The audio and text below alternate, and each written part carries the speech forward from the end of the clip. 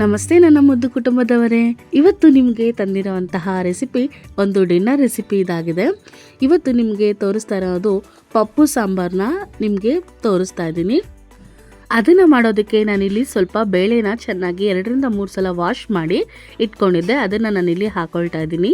ನಾನು ಮನೆಯಲ್ಲಿ ಪಾಲಕ್ ಸೊಪ್ಪು ಹಾಗೆ ಮೆಂತ್ಯ ಸೊಪ್ಪು ಇತ್ತು, ಆ 2 ಸೊಪ್ಪನ್ನ ಮಾತ್ರ ನಾನಿಲ್ಲಿ ಬಳಸ್ತಾ ಇದ್ದೀನಿ. ಸಬ್ಬಕ್ಕಿ ಸೊಪ್ಪು ಇರಲಿಲ್ಲ, ಹಾಗಾಗಿ ನೀವು ಸಬ್ಬಕ್ಕಿ ಸೊಪ್ಪನ್ನ ಇದ್ದಾಗ ಹಾಕ್ಕೊಳ್ಬೋದು.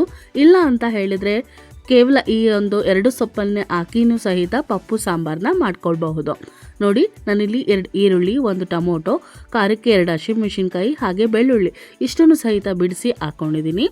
ಇಷ್ಟನ್ನು ಸಹಿತ ಹಾಕಿ ಸ್ವಲ್ಪ ನೀರನ್ನು ಸೇರಿಸ್ಕೊಂಡಿದ್ದೆ ನಾನು. ಈಗ ನಾನು ವಿಜಿಲ್ನ ತಗೊಳ್ತೀನಿ. 1-2 ವಿಜಿಲ್ ಬಿಡ್ತೀನಿ ನಾನು ಇದಕ್ಕೆ.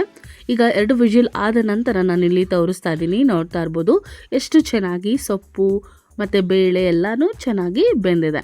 ಈಗ ಬೆಂದಿರೋದನ್ನೆಲ್ಲ ನೋಡ್ತಾ ಇದ್ದೀರಲ್ಲ, ಈಗ ಇದನ್ನು ನಾನು ಮಸ್ಕೊಳ್ಬೇಕು. ಹಾಗಾಗಿ ನೀರನ್ನು ನಾನಿಲ್ಲಿ ಶೋಧಿಸ್ಕೊಳ್ತೀನಿ. ನೀರು ಮತ್ತು ಬೇಳೆ ಎಲ್ಲವನ್ನು ಸಹಿತ ಶೋಧಿಸ್ಕೊಂಡು ಬರೀ ಬೇಳೆ ಮತ್ತು ಸೊಪ್ಪು ಮಾತ್ರನೇ ಇಟ್ಕೊಳ್ತಿದ್ದೀನಿ. ನೋಡ್ತಾ ಇರ್ಬೋದು. ಈಗ ನಾನು ಇದನ್ನು ಚೆನ್ನಾಗಿ ಮಸ್ಕೊಳ್ತಾ ಇದ್ದೀನಿ. ನೋಡಿ ಎಷ್ಟು ನೀಟಾಗಿ ಮಸ್ಕೊಳ್ಬೋದು. ಮತ್ತು ನೀವು ಬೇಕಿದ್ರೆ ಇದನ್ನು ಸ್ವಲ್ಪ ಮಸ್ತು ಸಹಿತ ಹಾಕ್ಕೊಳ್ಬೋದು. ಇಲ್ಲ ಅಂತಂದರೆ ಸೊಪ್ಪು ಮತ್ತು ಬೇಳೆನ ಮಿಕ್ಸಿ ಜಾರ್ಗೂ ಸಹಿತ ಹಾಕ್ಕೊಳ್ಬಹುದು. ನಾನಿಲ್ಲಿ ಈ ರೀತಿಯಾಗಿ ಮಸ್ದು ಹಾಕ್ಕೊಳ್ತಾ ಇದ್ದೀನಿ. ನೀಟಾಗಿ ಈ ರೀತಿಯಾಗಿ ಮಾಡ್ಕೊಂಡಿದ ನಂತರ ಈಗ ನೋಡಿ ಎತ್ತಿಟ್ಕೊಳ್ತಾ ಇದ್ದೀನಿ.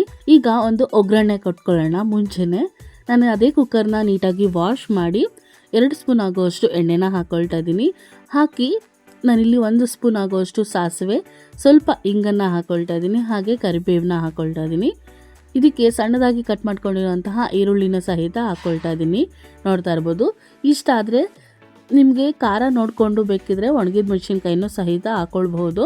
ಇಲ್ಲ ಅಂದರೆ ಸ್ಕಿಪ್ ಕೂಡ ಮಾಡ್ಕೊಳ್ಬಹುದು. ಈಗ ನಾನು ಇಷ್ಟನ್ನು ಹಾಕಿದ ನಂತರ ನೀಟಾಗಿ ಬಾಡಿಸ್ಕೊಳ್ತಾ ಇದ್ದೀನಿ. ಬಾಡಿಸ್ಕೊಂಡು ಸೊಪ್ಪು ಮತ್ತು ಬೇಳೆ ಎಲ್ಲವನ್ನು ಮಸ್ತಿದ್ವಲ್ಲ, ಆ ಒಂದು ಮಿಶ್ರಣವನ್ನು ನಾನಿಲ್ಲಿ ಹಾಕ್ಕೊಳ್ತಾ ಇದ್ದೀನಿ.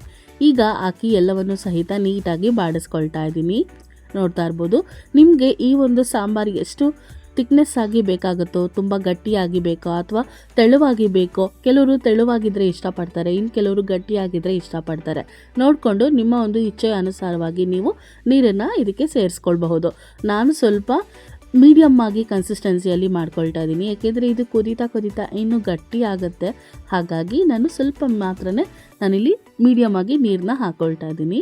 ನೋಡಿ, ಈಗ ರುಚಿಗೆ ತಕ್ಕಷ್ಟು ಉಪ್ಪನ್ನು ಹಾಕಿ ಇದನ್ನು ಕುದಿಯೋದಕ್ಕೆ ಬಿಡ್ತೀನಿ. ತುಂಬ ಬೇಗ ಆಗೋಗುತ್ತೆ, ಆದರೆ ಸೊಪ್ಪನ್ನೆಲ್ಲ ಬಿಡಿಸ್ಕೊಳ್ಳೋದಕ್ಕೆ ಟೈಮು ಬೇಕಾಗುತ್ತೆ. ಸೊಪ್ಪೆಲ್ಲ ಬಿಡಿಸಿ ರೆಡಿ ಇಟ್ಕೊಂಡ್ರಂತೂ ಒಂದು 5-10 ನಿಮಿಷದಲ್ಲಿ ಈ ಒಂದು ಸಾಂಬಾರು ರೆಡಿ ಆಗೋಗುತ್ತೆ.